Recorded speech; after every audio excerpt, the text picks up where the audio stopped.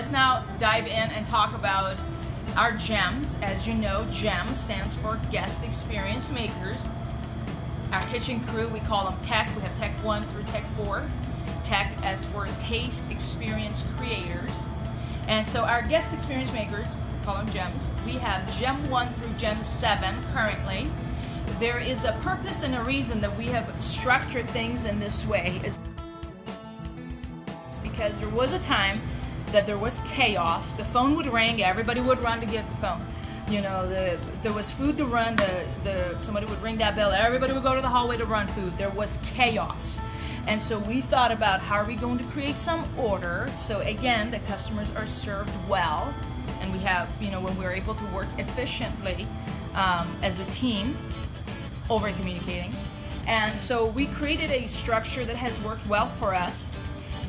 Always when you come to work, someone who's usually our front of the house lead or our manager is going to tell you that your role for the night. You're GEM 1 today, you're GEM 3 today, you're GEM 2 today.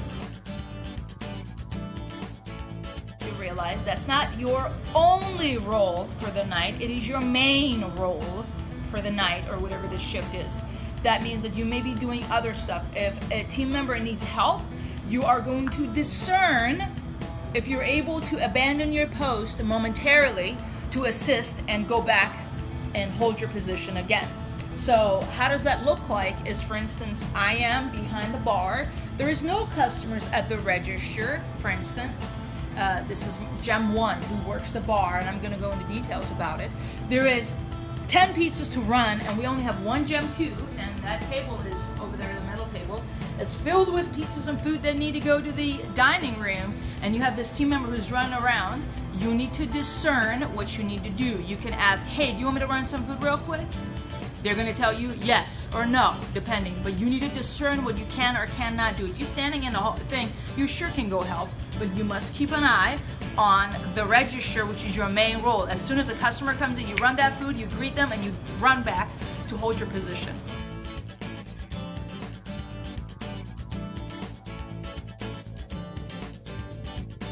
The way we have structured our GEM is that each person is like as if, you know, this is an establishment. I don't know how to express it. As like, you know, like a war zone of a thing. Each person's in charge of a zone. For instance, you are GEM 4. You're in charge of taking care of our dining room and getting refills, getting to-go boxes and stuff.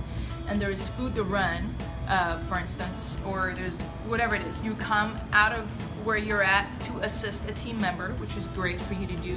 You're running food, but you must always be aware that we are vulnerable in your post because you abandoned your post, you're elsewhere, and we're vulnerable.